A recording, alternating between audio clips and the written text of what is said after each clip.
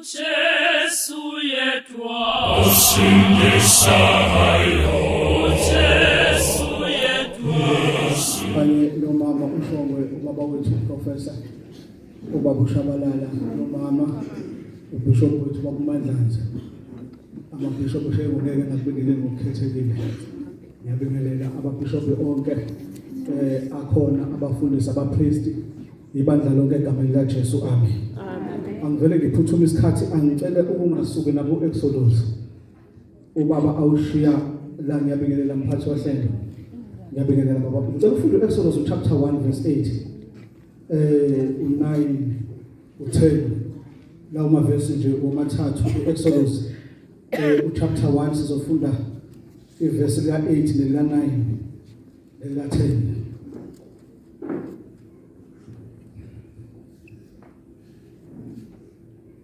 Eventually, a new king came to power in Egypt who knew nothing about Joseph or what he had done. He said to his people, "Look, the people of Israel now outnumber us and are stronger than we are." Verse 10, we must make a plan to keep them from growing even more. If we don't, and if war breaks out, they will join our enemies and fight against us.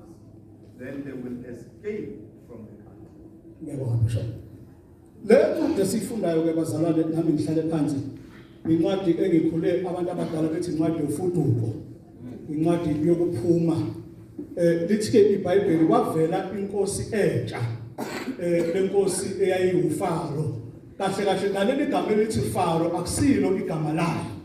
Kodwa uFaro ititle ayinikezwa amakhosi ayebusa njengoba umuzwa umuya ngapha ko-England kuthiwa his majesty kodwa uFaro kwakugama likhona igama lakhe abalivezi la ku-Exodus kodwa kuvele kuvezwe kuthiwa why kuthiwa uFaro lingavezi igama lakhe ukuthi same Exodus uNkulunkulu uzakala eziveza ukuthi ngubani emabe embuza bethi sizothi uIsrael kubani athi bathethe nginguye enginguye manje akukwazi ukuthi kuvele igama lenye inkosi ekubeni uNkulunkulu eseyivezile uma kuvele uNkulunkulu kufanele amanye amakhosi amagama wanishe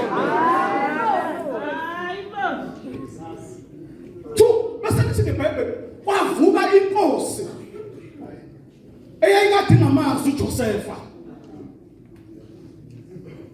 noma amagama la uIsrael akaziwa kodwa uIsrael eGibhithe uthole ifavor ngoJosefa wathi mayisadlula uJosefa yadlula ifavor kaIsrael because umuntu owaziwayo uJosefa bakhona abantu abadala ongaboni ngathi bayaziwa kanti ukuthi umuntu omphambi kwakho uyena owaziwayo bona baziwa uzobona mhlaba dlula owaziwayo ukuthi noma bebeyishumayela insindiso beyishumana nowaziwayo kodwa bona abaziwa munye owaziwayo sometimes uthola ukuthi inhlupheko ibandla ayibambi kanti ihlonipha lowaziwayo mhlazana basithana owaziwayo inhlupheko izothi asinazi mina kodwa into abenza singahlase ukuthi sazi lo obemiswa phambi kwethu base lithi iBhayibheli lithi lenkosi ibiza induna zayo namabutho lithi ngiyambona uIsrael ukuthi usemningi futhi unamandla asiyeni ukuze angakwazi ukubaleka now ukufunda uverse 9 lithi iBhayibheli usenamandla futhi mningi kodwa umfundi u10 uthi asimvimbe angaze ande okusho ukuthi uverse 10 uverse uthi akanawo amandla kodwa kuzwakala u9 ethi usenamandla kodwa uzwakala uverse 10 athi asimvimbe angande kwenzenjani inkosi yayicontradict ukuthi lama statement wo2 awavele endaweni efanayo isihloko sami mhlawumbe sizothi lokho okubonayo empilweni yakho kuncane nalento ebhalwe ngawe umfunda incwadi kaEsther ithi iBhayibheli inkosi kwakuphela ubuthongo ebusuku bese lithi iBhayibheli yafuna incwadi okwabhala khona yonke imisebenzi yeinsuku ngoba okufanele inkosi izongena esihlalweni uzohand over incwadi ekwabhala khona yonke imisebenzi ayenze ingakafiki Jesus. ukuze ithi imizondlula ibuse iqonde uzobane busa phezu kwakho. Ngakho lithi iBhayibheli makuzobusisa uMordekhai watholakala inkosi ifunda incwadi yafunda ngoMordekhai uthi ukhona into ayenza lo Faro uma engena esihlalweni kubuya incwadi ebhalwe engakafiki.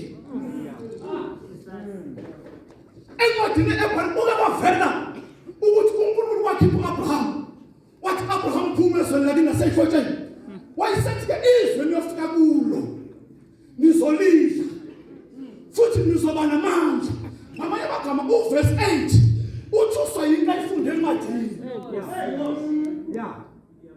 Ngoba uma ethi asibavimbe bangazibandi uma ufunda kwimephu iGoshen kwakuyi-portion of land. Ngamanye amagama vele izalo emncane futhi enganamandla. Kodwa into ekhathaza inkosi into ebhalwe encwadini ukuthi uthembisa uAbraham ukuthi uma befika ezweni bazolidla and izwe abafika kulo bazoba namandla. Ngamanye amagama akakhathaza into eyibona kodwa ukhathaza into ebhaliwe. Nkosi. Hey. Ngokulento eyibona kithi ayinawo amandla nalento ebhalwe encwadini. Wena ungabona izimo ngathi ziyashaya ungake ufunda ukuthi ubhalwe incwadi. Kanti sizothi showa izimo agwele ulifana athi yabapha amandla bayathile. Ubona izimo ngathi sifike siyasindazela afuna vele uDavide kumahubo athi noma ngabe esidodini sethu ufike akwesaba ngoba yena ngoba la ayibonayo ayinamandla kumele ebhalwe ngalo. Oh, Nkosi. Hallelujah. Asathi iBhayibheli uma ufunda la lithi asibathumbele ingqondo. Okushuthi la uFaro isystem yakhe wangasika ukuthi athathe ikhalayo neIsrayeli. Kodwa kufanele ane noIsrayeli engqondweni. Amen. Amyeke nezinto aseyitholile. Umkhanyana usathane yakuyeka ube nomuzo omuhle benayo yonke into kodwa thumba ingqondo emzini wakho.